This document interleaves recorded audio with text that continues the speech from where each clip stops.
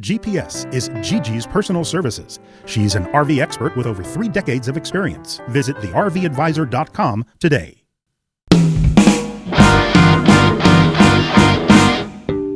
This is the RV Advisor Podcast with your host, Tom Alexander. Get all the latest information, trends, advice from experts, stories from the road, and more in the world of recreational vehicles. Now, here's Tom. Hi, everybody. Welcome to the RV Advisor Podcast. I'm Tom Alexander. My guest is David Sodemann from Boho Vans. David, welcome. How's it going, Tom? Glad to be here. It's great to have you. Looking at all your stuff here, it's was on your Instagram page and your website as well, bohovans.com, and man, this is a really this is very cool because really it talks about how you make comfort and convenience, functionality, and beauty sort of the centerpiece of everything you do with these vans. And I'm looking at some of the pictures, and they're fantastic. And it seems like everything is sort of customized to the user's specs, if you will. I mean, obviously you share some suggestions, but it seems like whatever they're looking for, you can provide. Yeah. Well, first off, thanks for having me. We're really excited to be here and to talk with you. But yeah, we're a van outfitter. We're based here in Tempe, Arizona. Yeah. Our style is woodwork. We use red cedar, and we feel that that's just a good medium because our key tenets of just the business are we want quality, affordability, and beauty, and all of those things are sort of how we've started and framed what we do for the business, and ultimately what the clients can rent or purchase. But yeah, our vans are, you get a lot of people that have their own ideas. We're definitely here to listen and discuss kind of what their needs are. But ultimately, we've built a lot of these vans now to the point where it works really well, what layouts work well, and ultimately what you need on the road. There's something very, homey and sort of, reassuring about wood. You look at it and it just, whether it has a sort of a cabin motif or whatever it is, there's just something like very non-mechanical or non-transporter, it feels like, hey, wait a minute, I'm home. I'm in a home. And that's kind of an interesting spin on it because, you're so used to seeing in trailers and all kinds of movable objects, if you will, cars. There's not a lot of wood is not like the main thing you think of, right? And here you've got wood, and it's instantly inviting. I mean, at least to my eye, I look at it, it's like, oh yeah, that's nice. I'm kind of chill now, Yeah, exactly. And we like wood for a variety of reasons. It's a natural product, obviously. The red cedar we use is it's a lot of times what people will use in their saunas. So it takes humidity fluctuations really well, takes temperature changes really well. It looks good, it smells good. And there's even a natural bug deterrent to red cedar. So all of these, benefits are part of, have all gone into the design of the vans. And it's really, it is different. You'll see some other RVs and trailers and things like that. And there's a lot of composites or plastics, right. particle boards. We noticed that one of the key takeaways that we wanted to fix was driving some of these other RVs is the noise, and just some of the quality just doesn't hold up to what people would expect, perhaps when they're going off grid, they're going down bumpy roads, things like that. So we really took that to heart, and everything we do is hardwoods. And what's cool is that with these cargo vans, they're meant to carry weight. And so the extra weight of wood doesn't affect anything as far as the payload goes. It's really a better drive with weight in them. If you've ever driven just an empty cargo van, it's a little jumpy when there's nothing in it. It's just, they're meant to settle in with some weight in them because that's how they were designed. Yeah. And so the wood just ends up being just a really natural feeling and just a really quality product.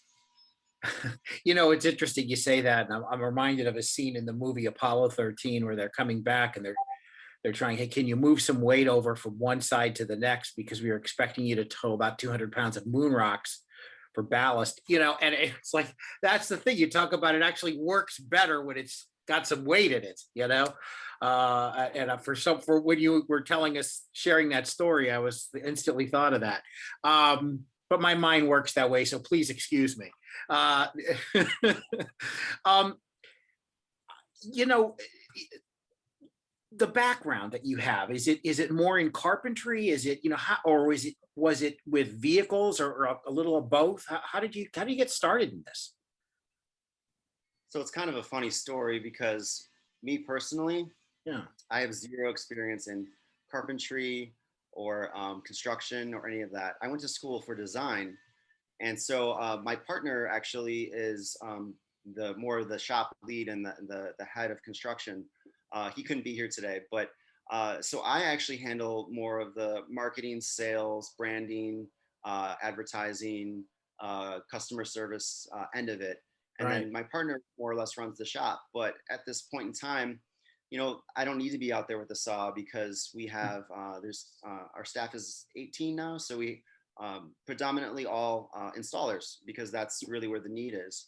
But yeah, it's as far as my partner goes, I think he had spent years building race cars, and he had worked and managed a tool and die shop, and so all of those types of things in combination with just good design, meshing with the construction background, I think just kind of lended itself to construction and making these come together, because ultimately it's like building a small home.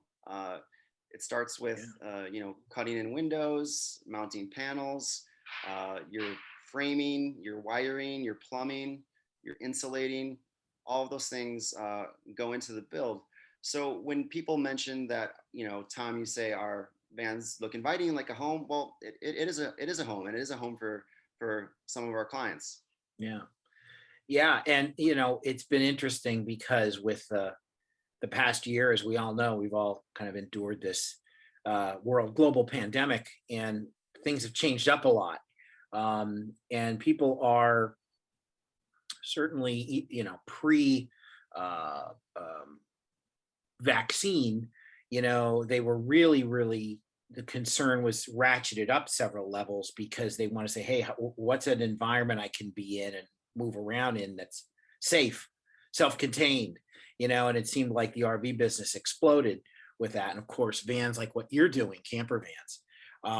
So it all kind of comes together, because people are living, there a lot of folks are transitioning into this kind of living. I want to talk to you more about the company and everything you do, and how you guys have sort of navigated through this past year as well. My guest is David Sodemann. He's with Boho Vans. We'll be back in just a moment.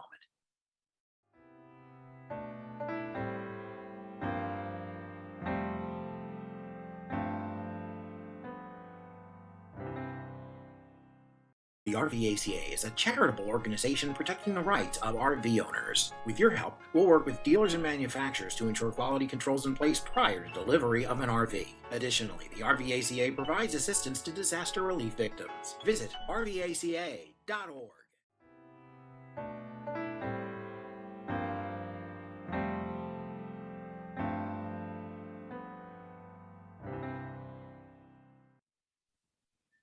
We are back on the RV Advisor podcast. I'm Tom Alexander. My guest is David Sodemann. He is with Boho Vans. And David, you shared with us earlier that you do the design, and that's your background. And these really are beautifully crafted and designed. They're really great, something to behold. You can go to Boho Vans. It's bohovans.com, right? Yeah, you can go to bohovans.com, boho.life. It all routes to the same page. Same spot, yeah. And of course, there's an Instagram page as well. So it's really you know, you have a partner, as you mentioned, that does kind of, I guess, what you would maybe term as the heavy lifting with the actual construction of all this. And look, we just came through a year, and it continues. It's unfortunately held over for who knows how many more weeks, months, with the pandemic, with COVID. How have you guys, navigated through this during this time? I'm sure it was a challenge. Yeah, so our company does both rentals and build outs. Yeah. And so last year around this time was when all the shutdowns started happening. The pandemic started to become very serious. And so we, predominantly see people from out of state coming and renting our vans. And so it was constant phone calls of cancellation, basically wiped out our busiest months, where March, April, May in Arizona is tourist time. And so we got nervous. We looked and we said, okay, well, we're losing thousands of dollars a day.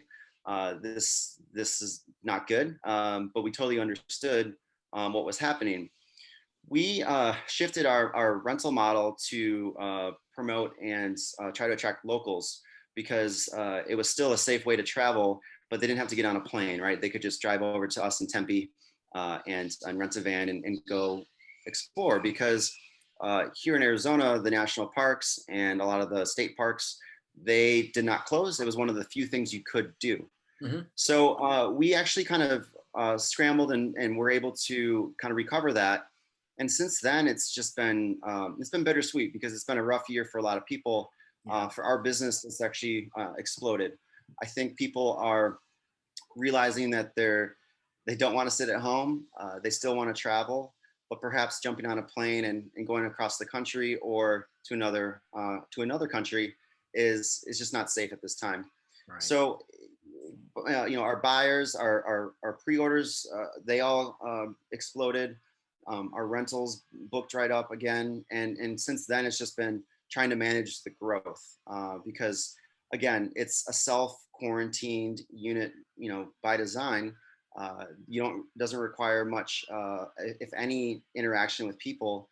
It's just you, your loved ones, and maybe you got to go fill up some water every once in a while, and that's all you really have to do. Yeah. So it's been, we didn't expect this to happen, and it's been bittersweet. Yeah, that's I would say a fairly common theme that we've heard for some time from a lot of folks. It has been a challenge, but sometimes it brings out the best in us. We learn to pivot, and we learn things about ourselves maybe that we never knew we had in us, and we think creatively and differently. And sounds like you guys have successfully made that adjustment. Looking at what you do, the designs specifically, do you kind of look at yourself as a leader in terms of, I'm not going to, maybe, I don't know your business per se, but, do you have a template that you sort of say, okay, there are folks that were doing this maybe before us? Or do you kind of look at it as a challenge? It's like, no, you know what? I don't want to look at anything. I don't want to be influenced or pushed in one direction. I want to have my own design, and I want to kind of be a leader. What's your take on that? Yeah, we aren't living in a bubble. We're constantly looking at what other people are doing, because it helps inspire creativity. We more or less started as a custom shop, where every van rolled into our shop could be built and designed, even with the craziest ideas in mind. We did a build with no joke, a pull-out foosball table, which we put on industrial slide rails. The client was a semi-pro foosball player, and it was a challenge because it had to be exactly level. It had to be the exact height. I mean, all this stuff is very important, when you're playing the game. Yeah. Since then, though, just because of the vans, after we've built so many vans now, we know what works really well for the space and what doesn't, because it is a small space. So what we're doing is, we're using our own ideas and more or less standardizing now on certain layouts and features that we offer. Part of that is because we know we want to give the best products that we possibly can. And when you're doing one-off and custom designs, sometimes the systems don't work how you would expect, but when you test them over time, you realize what works really well. Our rental fleet is a really good proving zone because we have people pick up, and if you've ever rented a vehicle, you may be treated a little bit differently than if you were to own it. And so when we notice something is failing or there's an issue, we will translate that over to the builds moving forward. Yeah. So we get a lot of testing through the rental fleet. But ultimately it's we love looking at what other people are doing because it's inspiring, and technology continues to change. And so if there's something, I can't tell you how many vendors reach out to us about a new product that is built specifically for vans, and that wasn't always the case. And so we're always looking to add upgrades and items like that because we never want to be stagnant. Yeah. How long's Boho been around? We started, our first van was built in June of 2018. It was never meant to be a business. It was just meant for fun. Yeah. And we rented the van on the side, and it started becoming, it was just rented constantly, and we realized there was an opportunity. So we started actually as a rental company, and then we, predominantly now, 80% of our business is sale, with 20% being rentals. But yeah, I mean, we really didn't jump into it full time to just under 2 years ago. Right. Sometimes, that's the best way I've learned from some folks, entrepreneurs, if you will, that, they went into it with a little bit of an open book. They sort of had an idea of what maybe they wanted to try, and then stuff began to reveal itself, and sort of it evolved, and it's like, hey, look at what we're sitting on here. This is we didn't expect this, but let's go with it because it's working. And it sounds like there's maybe a little bit of that there with Boho Vans. It's BOHO, Boho Vans. That's the place you want to go, bohovans.com. And of course, there's also a really cool Instagram page as well. Look, I'll tell you, this sounds like a lot of fun. I would love to, personally experience riding around in one of these things myself. And I guess, it's important to note that there's varying degrees, budget wise, for folks who want to, depending on what their budget allows, right? I mean, it's not just one and done. You've got a few different options, correct? Yeah, we do. We definitely do. And Tom, you say I don't know where are you located, Tom? We're in South Florida. Are you South Florida? Yeah. Yeah. I mean, we're looking to maybe even expand out of Phoenix.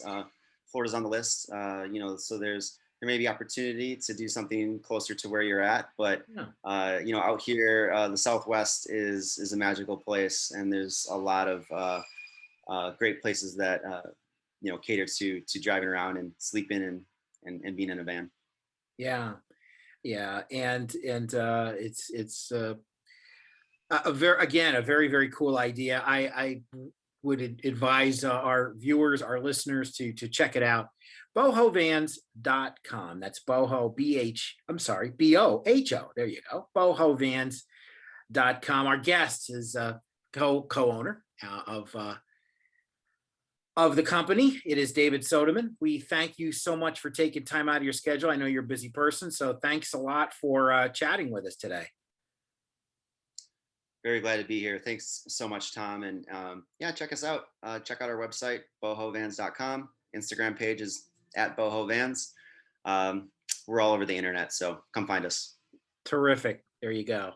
David Sodemann spoke to us today from Tempe, Tempe, Arizona.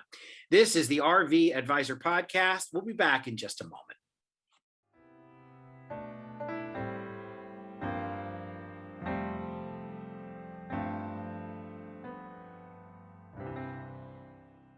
Hey, RV owners and those thinking about owning. Want to maximize the fun and minimize the hassle of buying an RV? You need GPS. It's Gigi's personal service. Our $350 package gets you me, the expert advice, and a host of outstanding services. Visit thervadvisor.com.